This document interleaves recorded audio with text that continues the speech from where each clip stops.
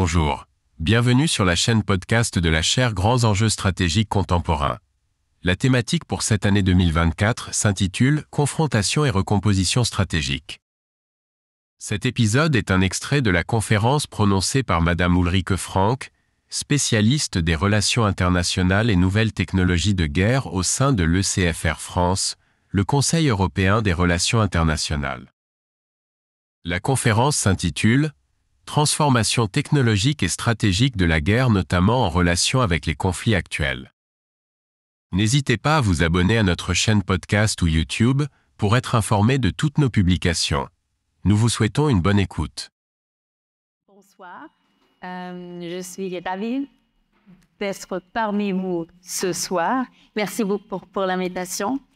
Et il faut le dire, il est relativement rare pour moi de pouvoir donner des conférences en français, car la majorité de mon travail est quand même en anglais ou alors en allemand. Et donc, je suis particulièrement heureuse de pouvoir vous présenter mes idées et réflexions sur les nouvelles technologies militaires ce soir en français. C'est une gentillesse que vous nous faites de surcroît. Le titre et le sujet de ma présentation est « Transformation technologique et stratégique de la guerre, notamment en relation avec les conflits actuels ». Je vais donc vous parler des nouvelles technologies militaires, comment ils sont utilisés aujourd'hui en Ukraine et ailleurs, et quelles leçons on peut tirer pour le futur du conflit militaire. Avant de commencer et avant même, disons, l'annonce du plan, un mot sur les nouvelles technologies militaires. Les nouvelles technologies, en fait, ce n'est pas très bien défini comme terme.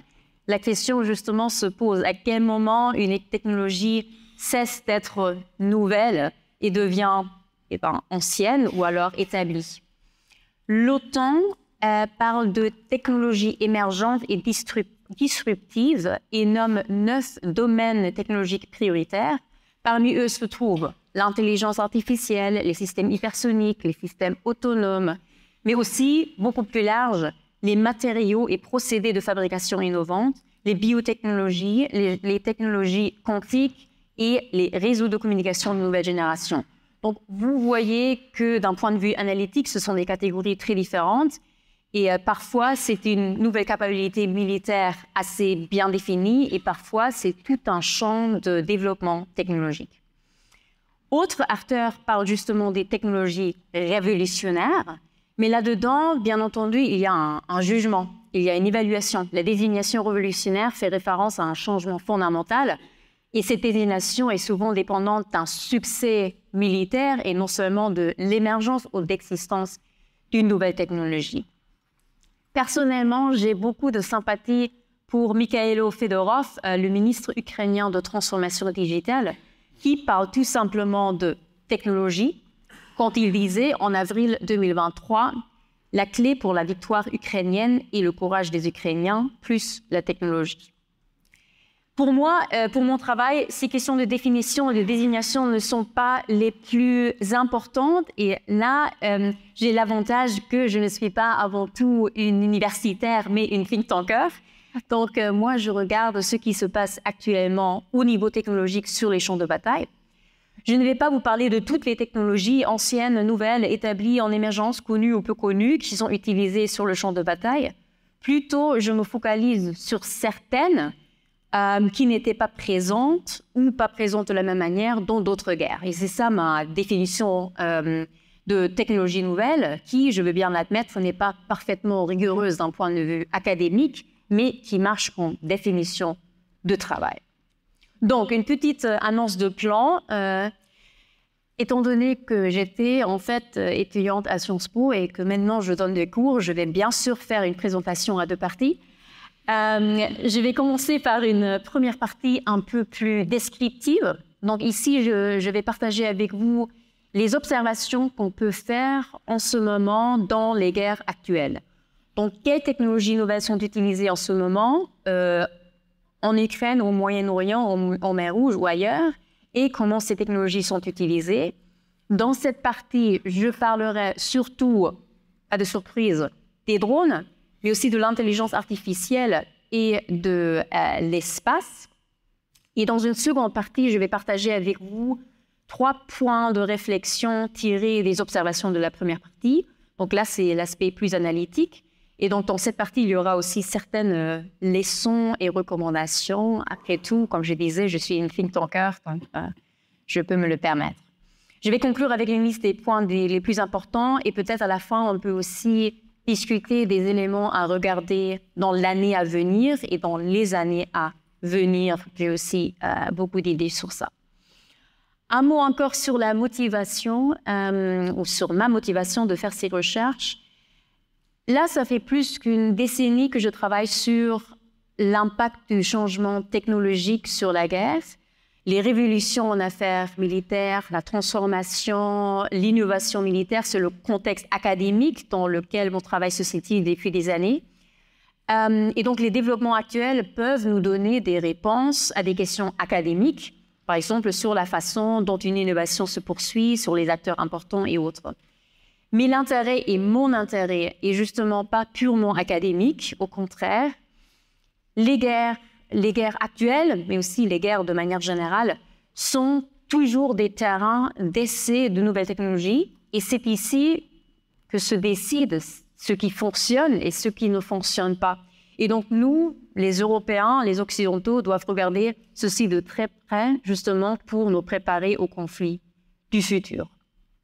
Donc, que peut-on alors observer dans les guerres actuelles, surtout en Ukraine, en ce qui concerne l'utilisation des nouvelles technologies comme les drones, l'IA et autres? Donc, comme je disais, je vais faire un peu plus long sur les drones et sur l'intelligence artificielle et un peu plus court sur l'environnement de l'espace. Donc, sur les drones, à mon avis, il y a 4 aspects à repérer. Premièrement, et tout simplement, si vous voulez, c'est l'importance extrême et vraiment l'omniprésence des drones dans les conflits actuels, surtout en Ukraine. Deuxièmement, l'importance que jouent les drones civils. Troisièmement, le rôle des drones kamikazes, ou comme on dit, munitions rôdeuses. Et finalement, le rôle croissant des drones non aériens, donc drones ou, si vous préférez, robots, maritimes et terrestres. Donc ça, c'est les 4 aspects. Commençons par l'importance et l'omniprésence des drones. Peu importe à qui je parle en Ukraine, peu importe quel rapport on lit, la centralité des drones en ce moment en Ukraine est vraiment difficile à exagérer. Ils sont utilisés pour le renseignement, pour l'attaque, pendant des opérations, en dehors des opérations. Les drones sont devenus omniprésents dans les ciels ukrainiens. Le renseignement, la surveillance, la reconnaissance, donc ISR, reste la capacité la plus importante des drones parce qu'en fait, toutes les drones, indépendamment de leur autre capacité, de leur autre tâche, portent des systèmes de reconnaissance, surtout des caméras.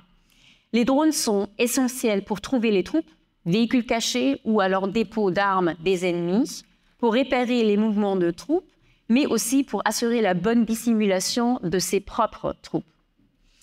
Et nous constatons ici un changement notable par rapport au passé. Les images et les vidéos capturées par les drones sont accessibles à un très grand nombre de personnes et aussi à des niveaux hiérarchiques peu élevés. Alors que dans le passé, en fait, seuls les commandants militaires de haut niveau avaient accès aux données de reconnaissance obtenues par les satellites, par exemple, ou alors par les avions. Aujourd'hui, un soldat d'infanterie a son propre drone, ou alors les soldats d'infanterie peuvent se connecter aux drones des autres et voir leurs vidéos. Et les commandants peuvent se connecter au flux de nombreux systèmes déployés sur le champ de bataille, et ceci en temps réel. Donc en Ukraine, on se trouve dans une situation où le déploiement simultané de milliers de drones a créé un champ de bataille presque transparent. Chacun sait ce que fait l'autre, personne ne peut vraiment s'engager dans la manœuvre, et c'est aussi ça qui explique en partie l'impasse qu'on observe en ce moment en Ukraine. Bien entendu, et ça c'est très important, ce champ de bataille transparent duquel on parle beaucoup en ce moment ne signifie pas que le fameux brouillard de la guerre que Karl von Clausewitz a décrit a été levé complètement.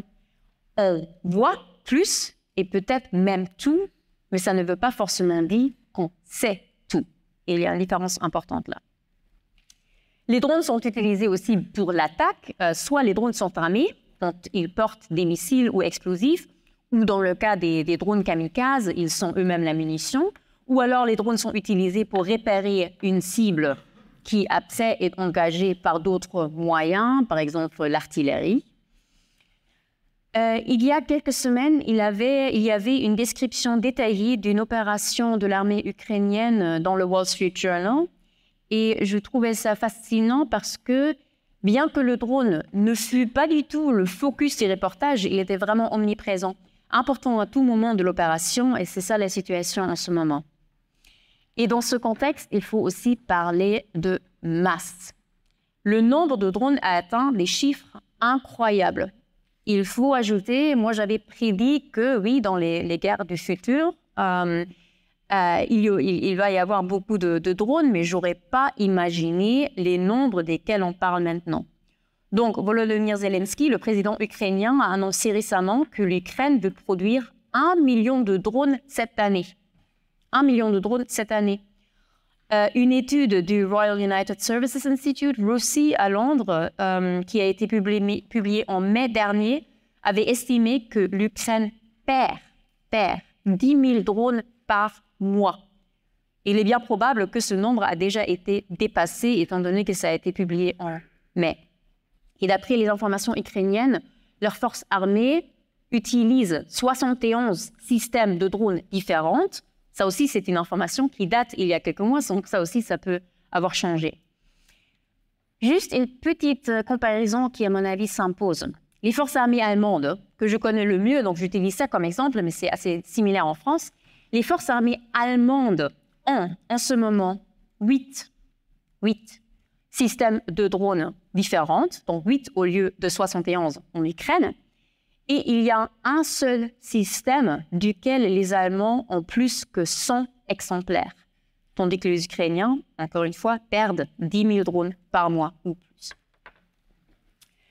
Jusque-là, je vous ai parlé des drones comme si le terme drone décrivait un seul système ou une seule capacité, mais en réalité, il est bien entendu extrêmement important de préciser de quel drone on parle, car, et j'imagine que vous l'avez quand même bien compris, Zelensky ne dit pas de vouloir produire 1 million de drones Reaper, donc le célèbre drone américain qui peut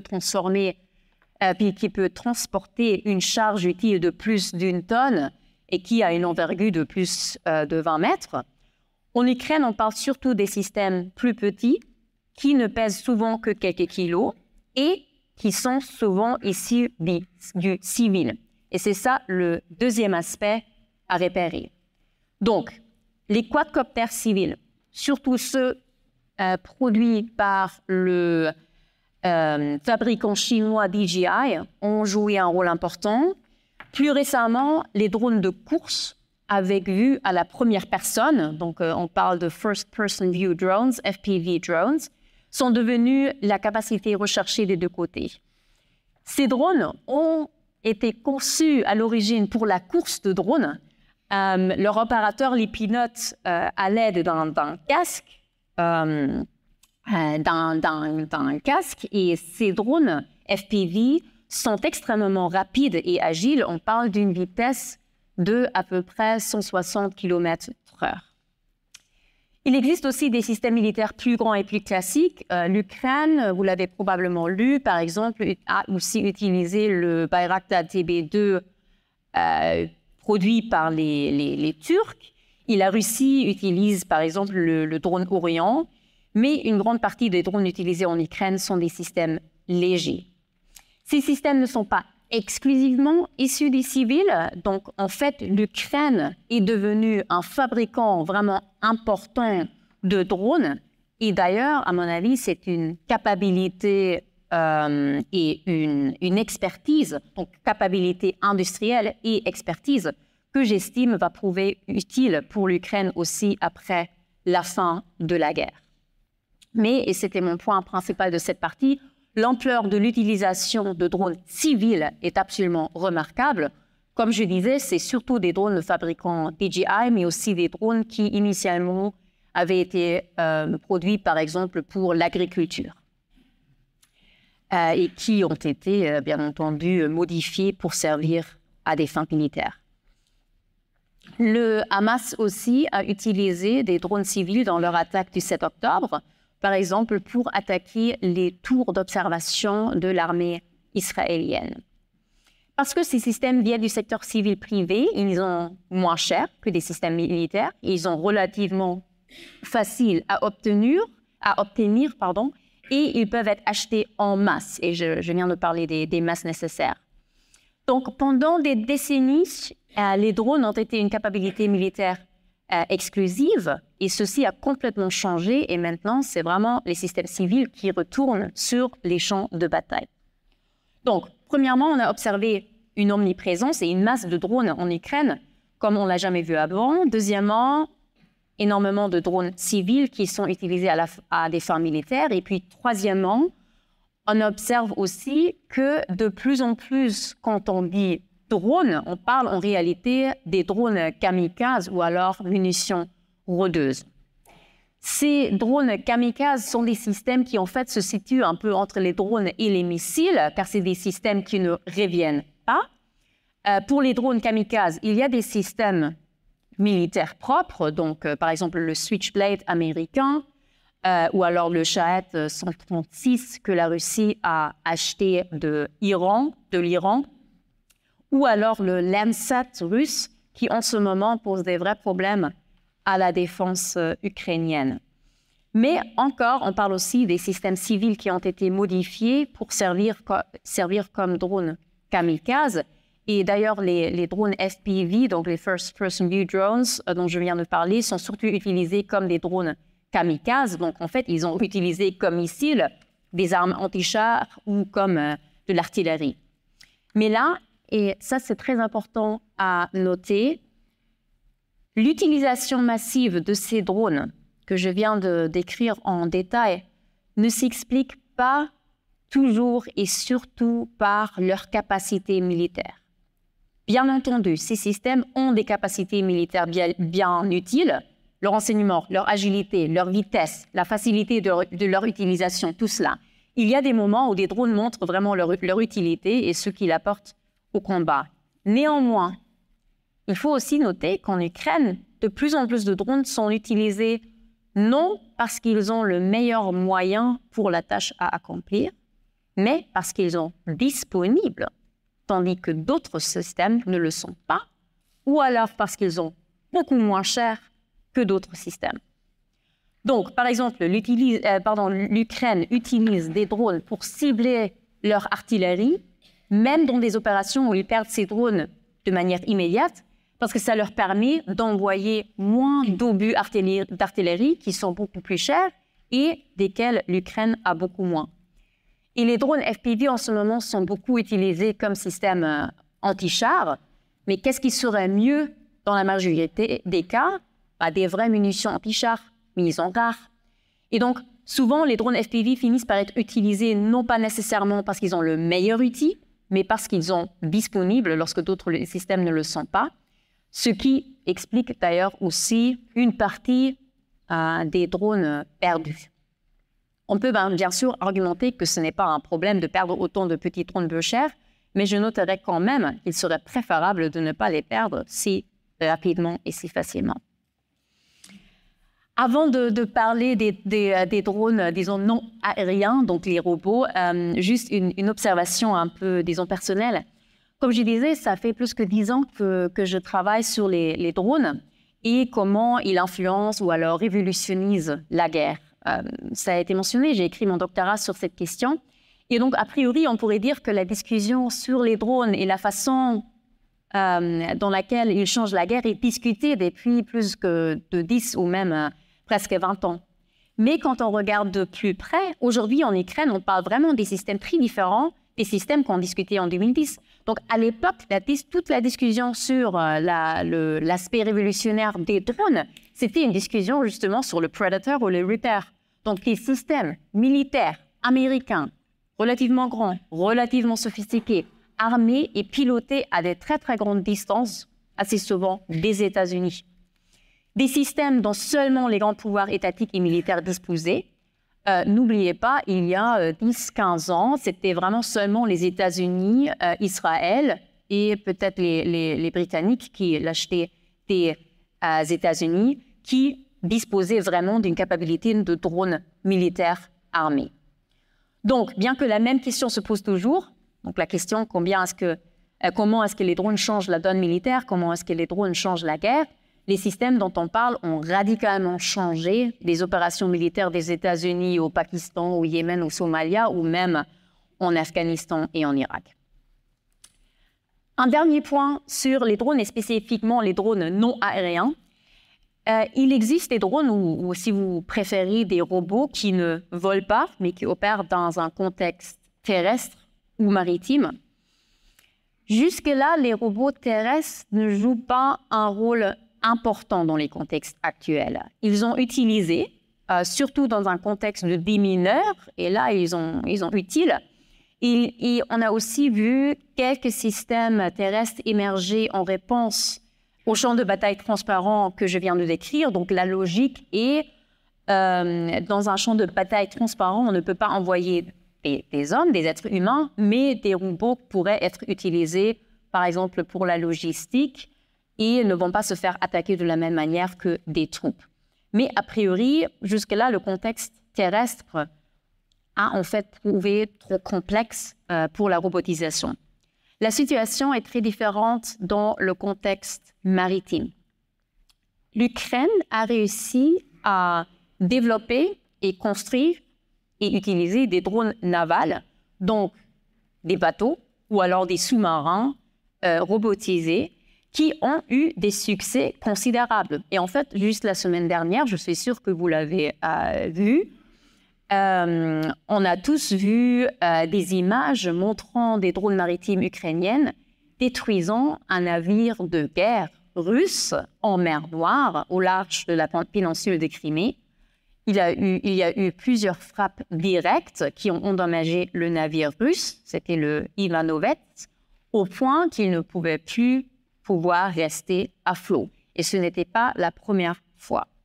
Il y a aussi eu des attaques importantes sur le port de Sébastopol et les navires russes ont été endommagés par des drones navals ukrainiens il y a aussi quelques mois. Et dans ce secteur, le gouvernement ukrainien a des plans très importants. La marine ukrainienne a formé une unité spécialisée qui utilise toute une gamme de systèmes navals sans pilote.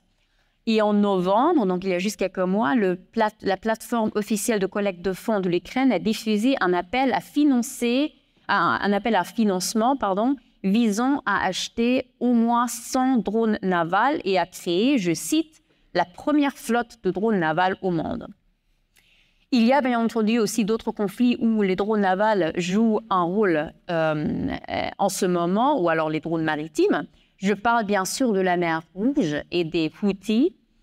Jusque-là, les Houthis ont surtout utilisé des systèmes aériens pour attaquer les navires qui passent par la mer Rouge, mais on a déjà aussi vu des systèmes maritimes, donc des navires pilotés à distance en mer Rouge. Et moi, j'ai bien peur qu'on voit ça beaucoup plus dans l'année à venir. Donc, à mon avis, les drones navals, c'est vraiment un des sujets à regarder. Là, j'ai passé pas mal de temps sur les drones, d'un côté, parce que c'est ma spécialité, mais aussi, comme je l'avais dit, les drones jouent sur les thèmes qui sont importants en ce moment, et c'est important de regarder ça plus en détail, à mon avis. Je vous ai déjà donné quelques conséquences directes de l'utilisation de ce nombre élevé de drones. Donc, le champ de la bataille transparent, on a bien compris. L'accès aux renseignements par des soldats d'une hiérarchie plus basse. Je veux ajouter d'autres, comme le fait que les formations massives appartiennent désormais au passé.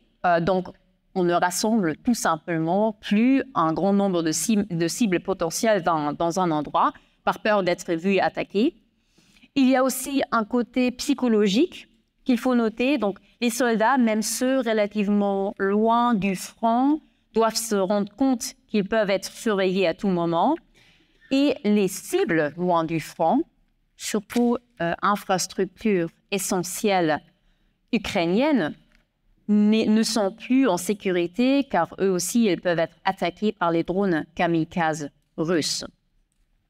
D'un côté, il est difficile d'exagérer l'impact des drones en Ukraine. De l'autre côté, je prends quand même soin à ne pas dire que les drones sont le système décisif qui décide cette guerre.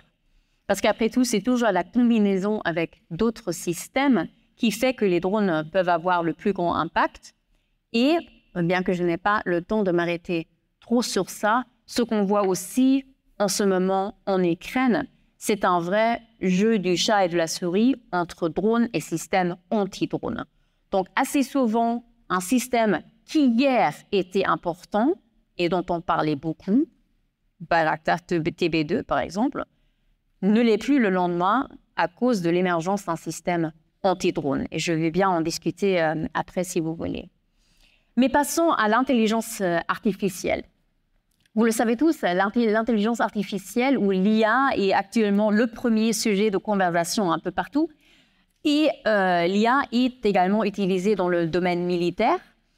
Il y a une grande discussion académique si l'intégration de l'IA pourrait créer en fait la plus grande révolution des affaires militaires que nous avons connues jusqu'à présent. Mais bien que ces débats théoriques présentent des arguments convaincants pour expliquer pourquoi l'IA pourrait fondamentalement changer la guerre, à ce stade, à mon avis, les changements sur le champ de bataille sont plus progressifs. Si je devrais résumer la situation actuelle en une phrase, je dirais que l'IA est partout, mais à ce stade, il reste difficile de déterminer exactement quelles fonctions et quelles capacités basées sur l'IA seront les plus pertinentes et importantes. Et bien que les systèmes basés sur l'IA se sont révélés utiles, ils n'ont pas, peut-être pas encore, montré qu'ils changent fondamentalement la guerre. Mais qu'est-ce qu'on voit? Donc, l'Ukraine a vraiment adopté le champ de bataille numérique. Donc, la collecte, la fusion et l'analyse des données ont été un élément crucial de la défense réussie de l'Ukraine au cours de la première année de la guerre. Les nouveaux logiciels et l'IMA permettent d'améliorer les fonctions existantes et des systèmes existants. Donc, l'IA est par exemple utilisée dans des opérations de drones pour automatiser des processus. Ceci inclut bien entendu le décollage et l'atterrissage, ce n'est pas nouveau, mais aussi de plus en plus le ciblage. Des processus automatisés sont utilisés pour l'acquisition de cibles, après quoi des personnes sont chargées de confirmer les cibles sélectionnées. Les informations sont automatiquement envoyées au système ukrainien de gestion de bataille. Et donc, grâce à ce processus et l'intégration de l'IA, le boucle capteur-tireur, donc, c'est-à-dire le temps qui s'écoule entre la détection d'une cible et sa destruction, a été réduite de manière importante. Selon le PDG de Palantir, société américaine d'analyse de données que vous connaissez peut-être et qui est très impliquée dans l'amélioration de fonctions de ciblage, lui, il dit que Palantir, à ce moment, est responsable de la majeure partie du ciblage en Ukraine. L'analyse des données est un autre type crucial de système basé sur l'IA. Donc, les entreprises telles que Primer, spécialiste américain de l'analyse de données, utilisent la technologie du traitement du langage naturel pour saisir, transcrire, traduire et analyser les communications russes. Le développeur de l'IA militaire européen Helsing travaille avec les forces armées ukrainiennes sur l'analyse des images satellites, accélérant considérablement le temps de traitement. De même, l'entreprise américaine Scale AI utilise l'apprentissage automatique pour analyser les images de l'Ukraine. Donc, cela a permis aux forces ukrainiennes de comprendre où se déroulent les attaques, évaluer les dégâts rapidement et précisément. le start-up allemand Transversal analyse des données accessibles au public, donc par exemple les informations sur les médias sociaux qui sont publiées à proximité de la ligne du front ukrainien. Et donc, l'IA fournit des traductions, combine les données avec des métadonnées, géolocalise les informations et les situe dans le temps. La reconnaissance faciale est aussi utilisée. L'entreprise américaine Clearview, par exemple, a travaillé avec le ministère ukrainien de la Défense qui utilise cette technologie de reconnaissance faciale pour identifier les membres de personnel russe décédés grâce à leur profil sur les médias sociaux afin d'informer les proches de leur décès et de transférer les corps aux familles. Au cours du second semestre de l'année dernière, un nombre croissant de rapports ont aussi affirmé que la Russie utilisait des capacités d'IA sur une nouvelle génération du Lancet, donc ce drone dont je viens de parler, qui pose beaucoup de problèmes aux Ukrainiens en ce moment. Et donc ici, les rapports disent IA est utilisée pour analyser les données d'imagerie et de vidéo et ça c'est important, pour trouver et engager des cibles de manière autonome. Mais il faut le souligner, ces affirmations sont difficiles à vérifier, donc on ne sait pas à quel point ce système est vraiment autonome. Dans la guerre d'Israël contre le Hamas dans la bande de Gaza, l'IA est aussi utilisée. Depuis longtemps, en fait, Israël fait partie des pays les plus avancés sur le plan technologique, y compris et surtout dans le domaine militaire. Il est donc peu surprenant que les forces armées israéliennes utilisent aussi l'IA. Bien entendu, vous pouvez l'imaginer, le IDF, les forces armées israéliennes, ne donnent pas énormément d'informations très concrètes en ce moment. Mais si on combine les informations connues déjà avant le début de l'opération avec les rapports émanant de la région des puits, un tableau se dessine. Donc, il est clair qu'Israël utilise l'intelligence artificielle pour identifier des cibles potentielles dans la bande de Gaza. Et là, cela se fait par la combinaison et l'analyse de diverses sources de données. Les rapports dans les journaux se sont concentrés surtout sur un système qui s'appelle l'Évangile, The Gospel, qui utilise des données pour produire des recommandations automatisées d'attaques de cibles, telles que les domiciles privés d'individus soupçonnés d'être des agents du Hamas ou du djihad islamique. Selon les rapports, Israël a ainsi pu constituer une base de données de plusieurs dizaines de milliers de militants présumés. Et selon les mêmes rapports, l'avantage, ou disons l'apport principal de ce système d'évangile a été de fournir un plus grand nombre de cibles. Donc là, le journal britannique The Guardian cite Aviv Kochavi, qui a été à la tête de l'IDF jusqu'en janvier et qui disait, avant l'opération actuelle, et je cite, « Dans le passé, nous produisons 50 cibles à Gaza par an. Aujourd'hui, cette machine, donc l'Évangile, produit 100 cibles par jour. » Et encore, il ne parlait même pas de l'opération actuelle. L'Évangile, il semble, sert alors à résoudre un problème chronique pour les forces armées israéliennes. Lors des opérations précédentes à Gaza, Israël s'est trouvé à plusieurs reprises à court de cibles à frapper. Et donc, comme le Hamas disposait ou comme le Hamas disparaissait dans le tunnel, les systèmes tels que l'Évangile ont permis de localiser et d'attaquer un nombre beaucoup plus important de militants.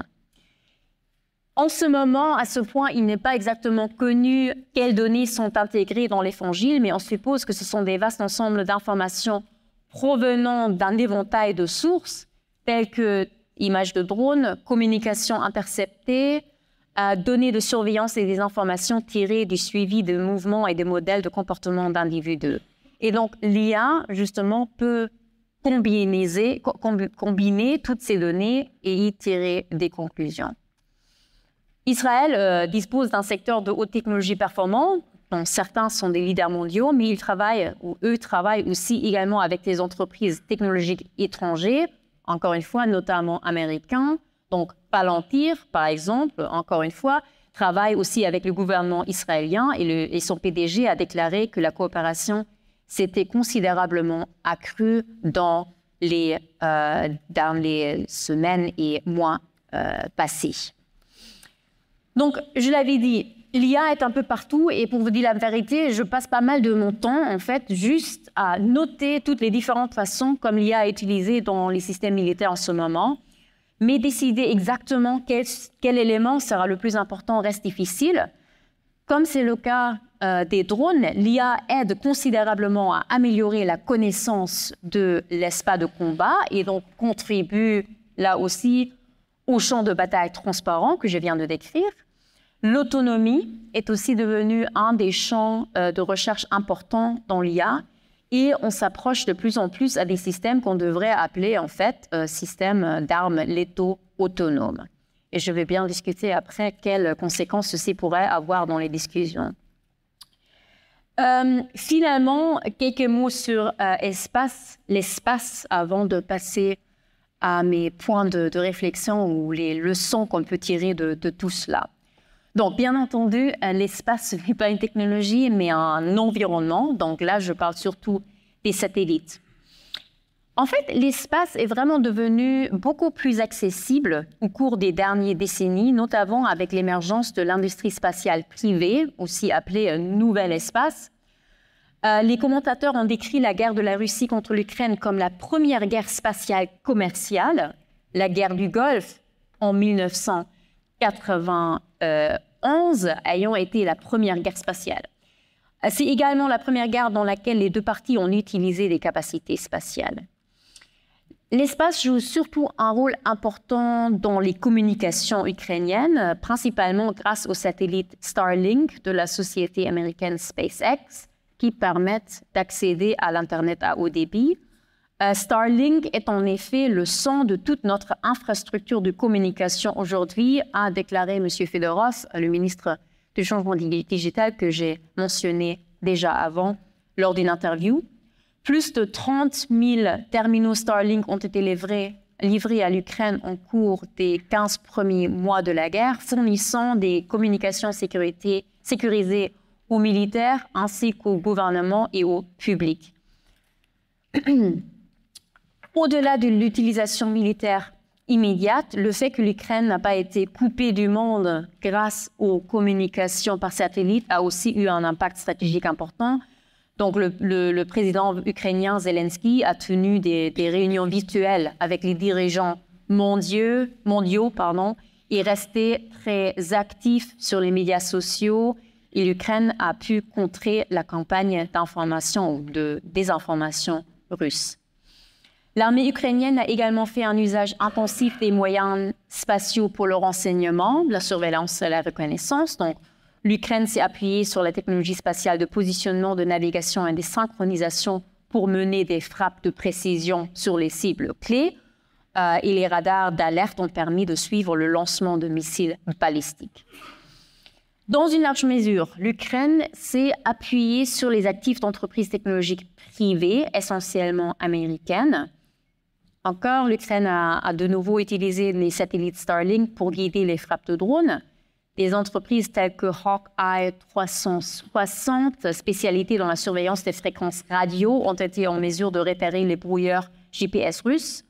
Les images satellites du radar à synthèse d'ouverture de Maxar, qui fournissent des images de nuit ou par mauvaise visibilité, servent aussi à informer les gouvernements et l'armée et ont été partagées par l'entreprise avec les médias.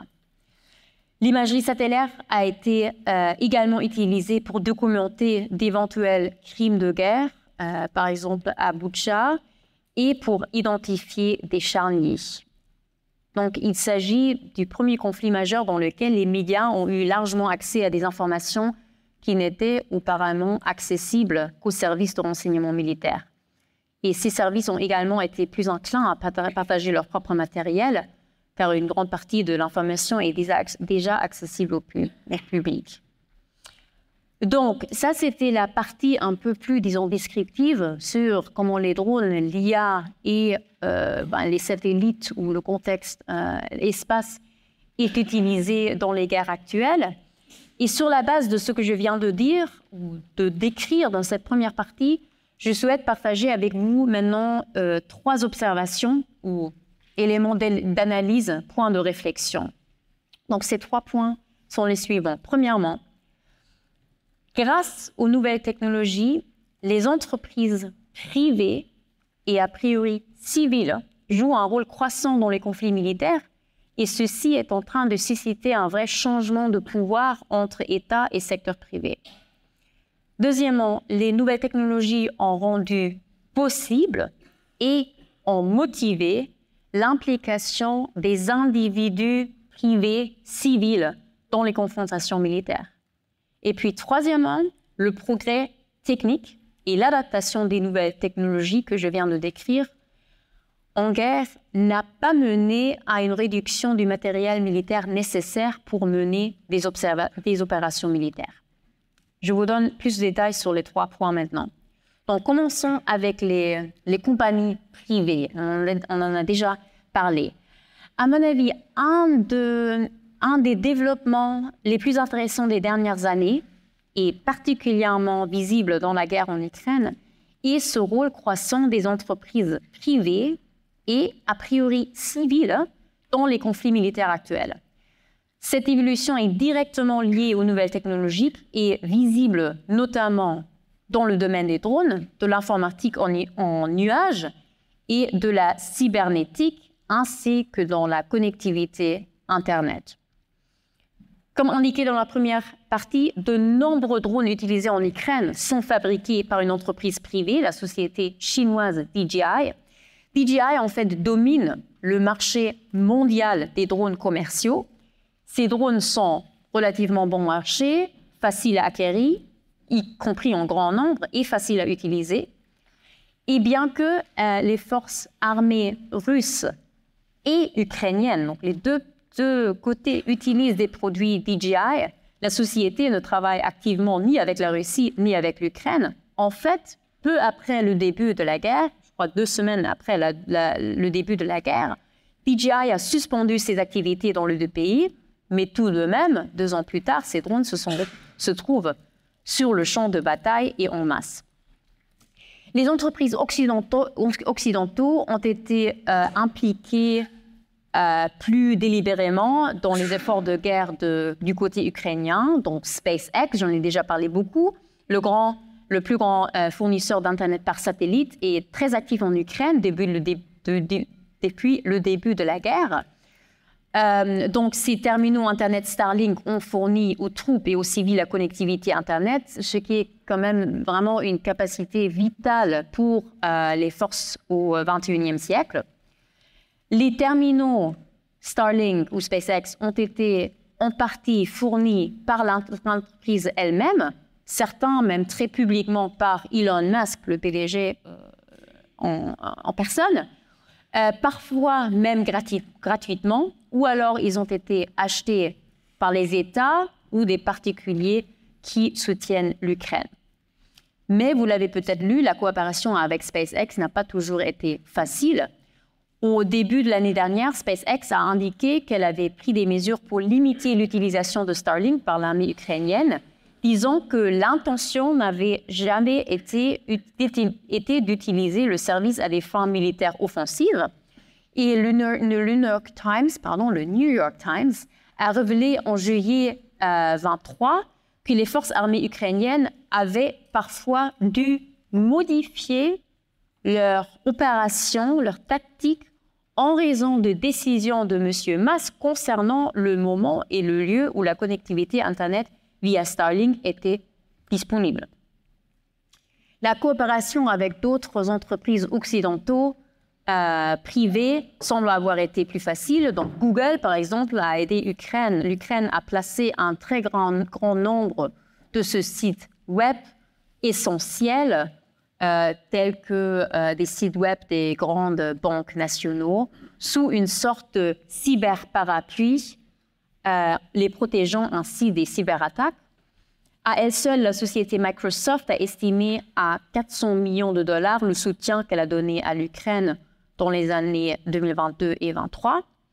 Amazon a fourni à l'Ukraine des dispositifs Snowball, donc des unités de stockage informatique de la taille d'une petite valise, pour l'aider à stocker et à transférer des données, par exemple les registres fonciers du pays dans le nuage, dans le cloud. En décembre 2022, l'entreprise avait contribué à transférer plus que 10 petabytes de données au cloud. Ça, à peu près, c'est l'équivalent de plusieurs fois le contenu de la bibliothèque du Congrès américain. Et pour cette opération, Amazon a pu s'appuyer sur les chaînes logistiques existantes.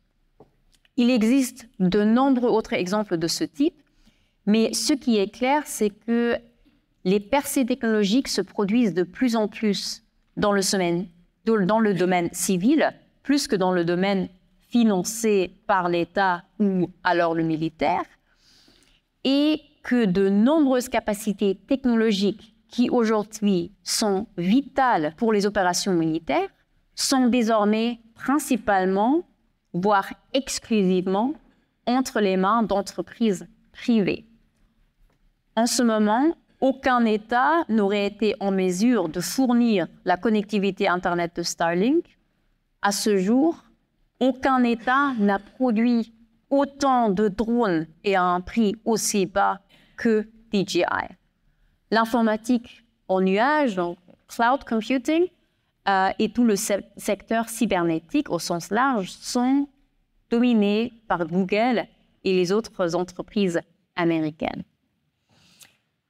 D'un côté, on pourrait dire que c'est une bonne nouvelle. De nombreux systèmes importants sur le plan militaire peuvent ainsi être fournis plus rapidement et à moindre coût par le secteur privé. Mais bien entendu, travailler avec des fournisseurs commerciaux crée aussi des vulnérabilités. Donc, les épisodes avec SpaceX, les problèmes, disons, avec SpaceX que je viens de décrire, ont rappelé brutalement que les acteurs commerciaux opèrent dans le cadre d'une logique de marché.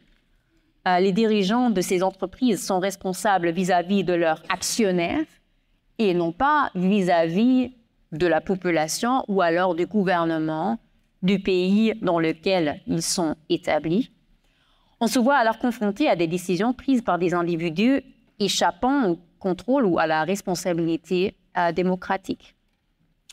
Un nouveau niveau de dépendance est alors établi, en particulier dans les cas où les États sont virtuellement incapables de fournir les capacités dont dispose le secteur privé, je l'ai déjà dit, satellites, informatique en nuage, etc.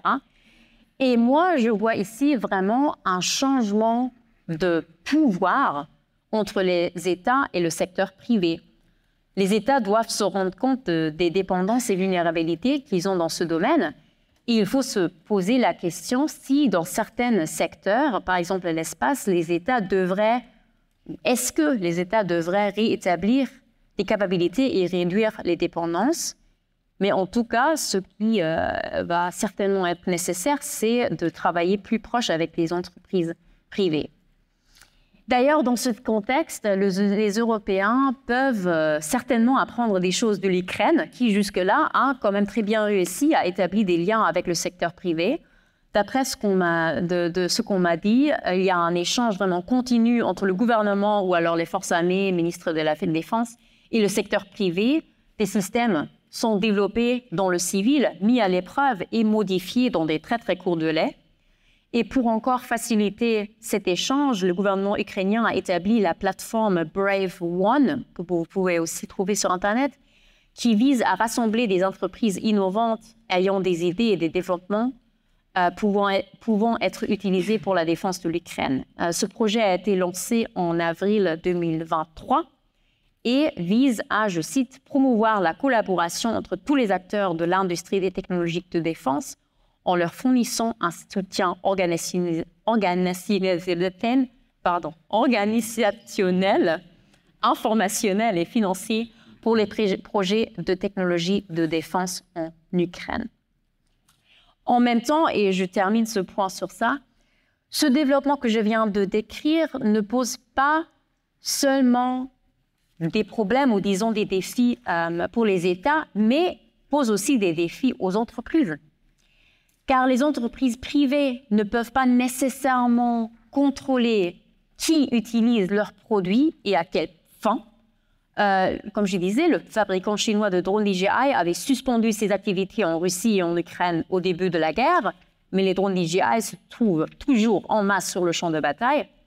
Là, il faut noter que très récemment, il y a eu des nouveaux efforts de contrôle qui rendent encore plus difficile d'obtenir des drones DJI en Ukraine, donc on verra ce que ça donne, mais a priori, ce contrôle est très difficile.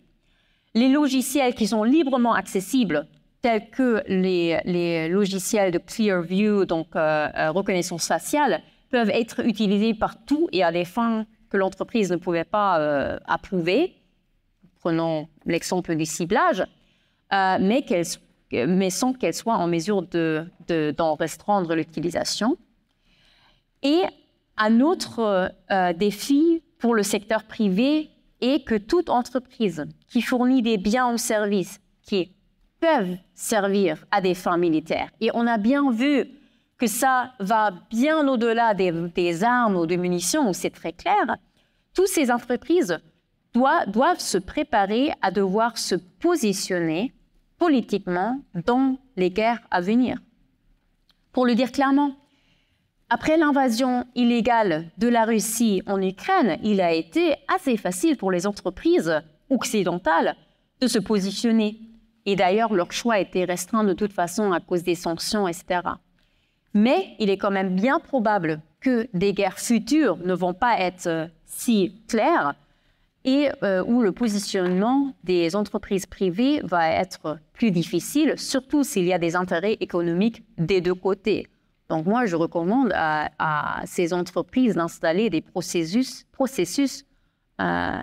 comment se positionner ou alors comment décider de se positionner dans des guerres à venir. Donc, ce n'est pas seulement les États, mais aussi les entreprises eux-mêmes qui devraient se préparer à cette nouvelle situation. Le deuxième point de réflexion que je voulais partager avec vous est sur le rôle des individus privés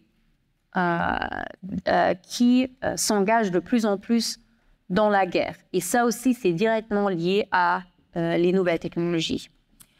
Donc, à mon avis, on voit que les nouvelles technologies ont rendu possible d'un côté et ont motivé ou motivent l'implication des individus civils privés dans la guerre.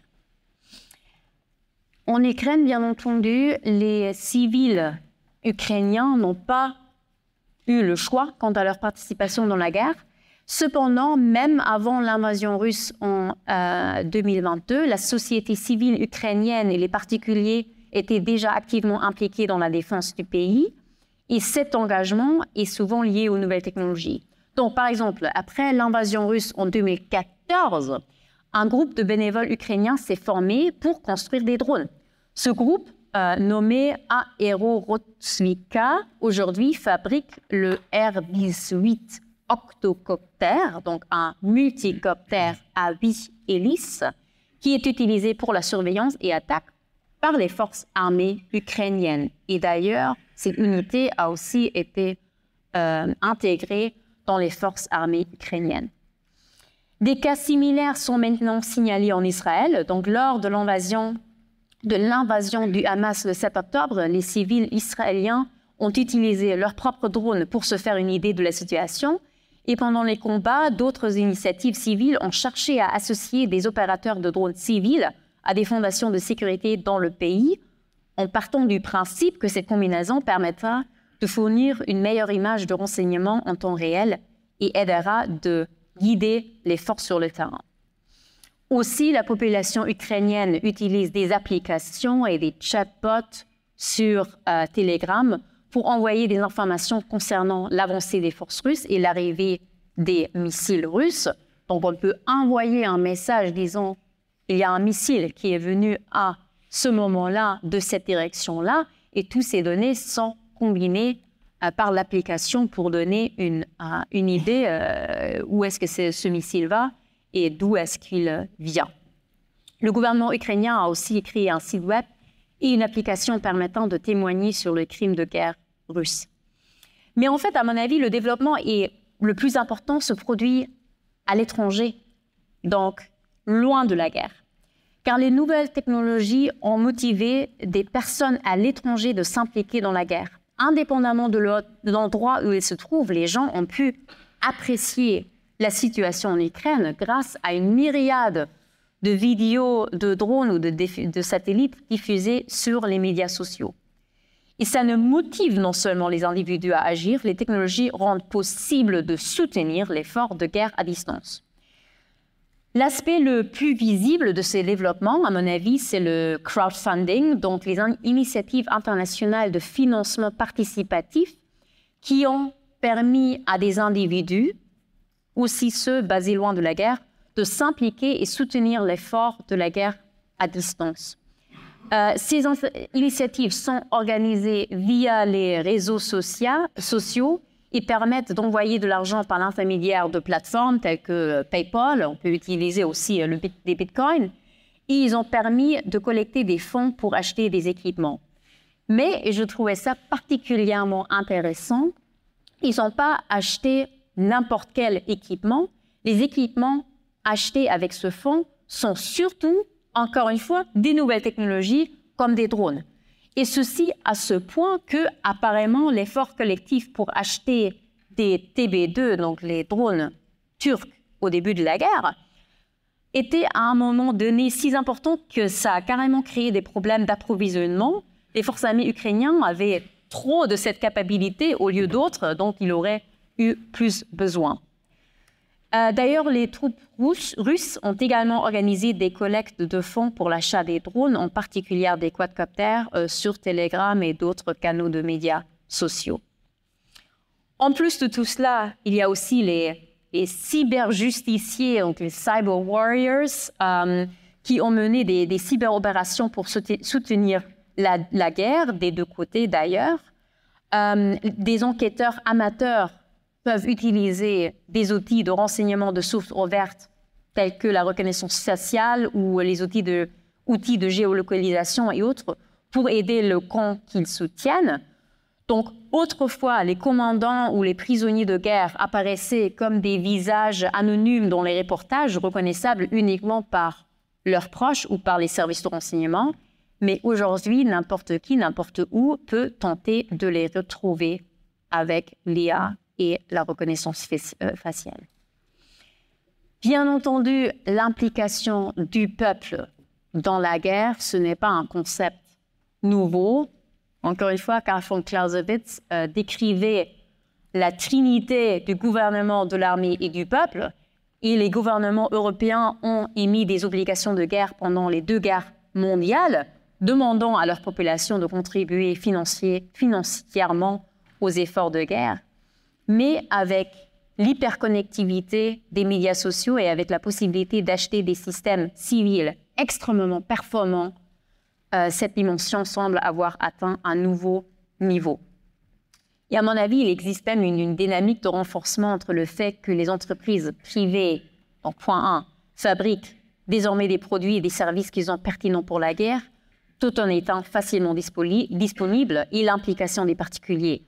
Donc, les efforts de bricolage sont devenus beaucoup plus accessibles, d'une part, et potentiellement utiles, d'autre part. Étant donné que les drones et d'autres technologies liées, capteurs, etc., sont désormais accessibles à presque tout le monde, n'importe qui peut commencer à les transformer en quelque chose d'encore plus utile pour l'armée. Donc, le seuil d'engagement est bas à tous les niveaux. Troisièmement et finalement, donc troisième point de réflexion sur tout ce que j'ai décrit en première partie, c'est que le progrès technique et l'adaptation de toutes ces nouvelles technologies qu'on vient de discuter en détail n'a en fait pas mené à une réduction du matériel militaire nécessaire pour mener des opérations militaires. Vous l'avez certainement remarqué, la masse, le nombre sont devenus des sujets de débat importants au cours des 2 dernières années de guerre en Ukraine. Et c'est une chose qui a quand même assez surpris en Occident. Pendant des années, voire des décennies, le courant de pensée a été que la masse jouait un rôle moins décisif dans la guerre. L'idée était que la qualité, c'est-à-dire les technologies sophistiquées, pouvaient en partie remplacer la quantité, c'est-à-dire la masse. Mais la guerre en Ukraine a montré que cela ne fonctionne pas ainsi. Les chiffres en provenance d'Ukraine sont stupéfiants et donc on observe vraiment une bataille de matériel. Des milliers de chars ont été jetés sur le champ de bataille et détruits. Les munitions sont tirées à des taux jamais vus depuis la Seconde Guerre mondiale. Bien entendu, ça vient aussi du fait que la Russie, en tant que successeur de l'Union soviétique, a été en mesure de déployer un nombre inouï de systèmes qu'elle avait encore dans ses arsenaux. Mais comme je l'avais indiqué précédemment, même les nouvelles technologies, même les drones FPV sont nécessaires en très grand nombre. Le gouvernement de Kiev affirme qu'il prévoit de fabriquer environ 1 million de drones FPV, on en a déjà parlé, l'année prochaine. Et l'Ukraine prévoit également de construire plus de 11 000 drones d'attaque à moyenne et longue portée l'année prochaine. La Russie est certainement en économie de guerre. Elle a construit des nouveaux sites de production pour construire davantage de drones et d'autres systèmes. Et à mon avis, il s'agit là d'un défi particulier pour l'Occident, parce que depuis la offset strategy, donc la stratégie de récompense ou de compensation de la guerre froide, une stratégie qui consistait pour les États-Unis à contrer l'avantage numérique de l'Union soviétique par une meilleure technologie. Depuis cette idée de offset, l'Occident a consacré ses efforts et son argent à des technologies plus sophistiquées, mais moins nombreuses. Et nous n'avons pas à ce moment les industries nécessaires pour produire un grand nombre d'équipements militaires. Et souvent, nos systèmes ont aussi un coût prohibitif. La guerre a donc remis en question les capacités militaires ou industrielles occidentales. L'Ukraine utilise parfois plus d'obus d'artillerie en un mois que tous les fabricants européens peuvent produire en une année entière. La guerre en Ukraine nous a rappelé que la quantité reste importante et l'ancienne présidente estonienne Kersti Kaljulaid l'a dit, il ne sert à rien d'avoir une arme sophistiquée si l'ennemi en a 10 000 qui ne le sont pas. Et en plus, dans cette guerre, ce ne sont pas seulement les armes non sophistiquées qui paraissent en grand nombre. Donc, à mon avis, il est temps pour l'Occident de repenser sa façon de développer et de produire des systèmes militaires. J'arrive à ma conclusion. Je crois que j'ai mis beaucoup de choses dans cette conférence, beaucoup d'informations et j'espère quelques points de réflexion intéressantes. Je peux pas, et je ne veux pas tout résumer et répéter, mais j'espère que vous avez quand même pu retenir les points suivants. Donc, plus rapidement, les guerres d'aujourd'hui, et plus particulièrement la guerre en Ukraine, sont des terrains d'essai pour les nouveaux développements technologiques. On peut étudier de nombreux systèmes différents. Dans cette conférence, je me suis concentrée sur les drones, l'intelligence artificielle et l'espace, mais il y en a d'autres. Cyber, je vais bien en discuter. Les drones, en particulier les petits systèmes et souvent les systèmes civils à usage unique, jouent un rôle important. Ils ont utilisé pour la surveillance, le renseignement, l'attaque et bien autre chose encore. Et leur omniprésence a eu un impact sur la guerre, notamment en contribuant à l'émergence d'un champ de bataille transparent. Et une fois la guerre terminée, espérant que ce soit bientôt, l'Ukraine deviendra probablement un important producteur et exportateur de drones militaires. Bien que les drones soient utilisés, il est important de noter qu'ils ne sont utilisés de manière aussi intensive, aussi en partie parce qu'ils remplacent d'autres capacités dont l'Ukraine ne dispose pas en ce moment. Et les drones maritimes sont susceptibles de devenir un secteur de croissance important dans les années à venir. L'intelligence artificielle a fait son entrée dans le champ des batailles, comme on peut le voir en Ukraine et en Israël, et il y a contribue de diverses manières à rendre les systèmes plus efficaces, à analyser les données, mieux et plus rapidement et contribue aux efforts d'autonomisation. Toutefois, à ce stade, je répète, il reste difficile de déterminer avec précision quelles utilisations de l'IA auront le plus d'impact. L'espace est devenu un environnement directement lié à la guerre. Il est dominé dans une large mesure par des acteurs privés. Et donc, justement, les acteurs privés jouent un rôle de plus en plus important dans la guerre et cette évolution est directement liée au développement technologique, les entreprises privées produisant parfois exclusivement des capacités utiles aux opérations militaires.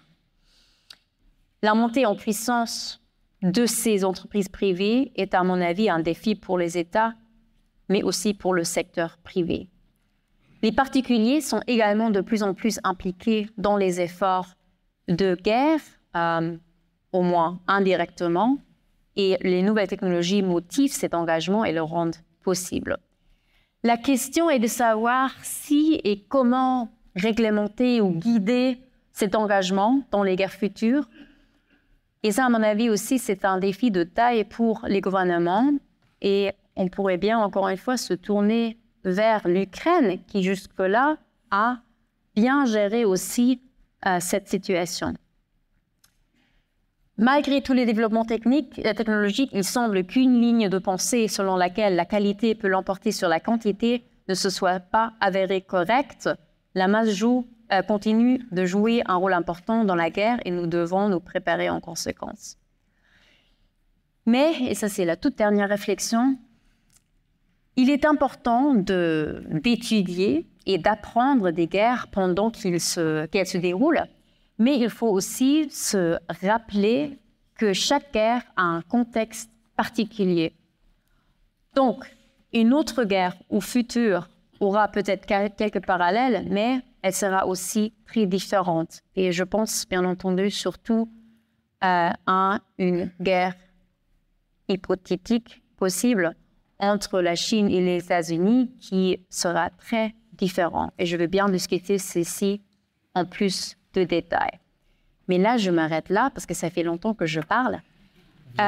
J'ai aussi toute une page, en fait, de prévisions et des choses à regarder dans les années à venir. Donc, je veux bien aussi en discuter. Mais là, je veux bien surtout discuter avec vous et vous. Donc, merci beaucoup de m'avoir écouté.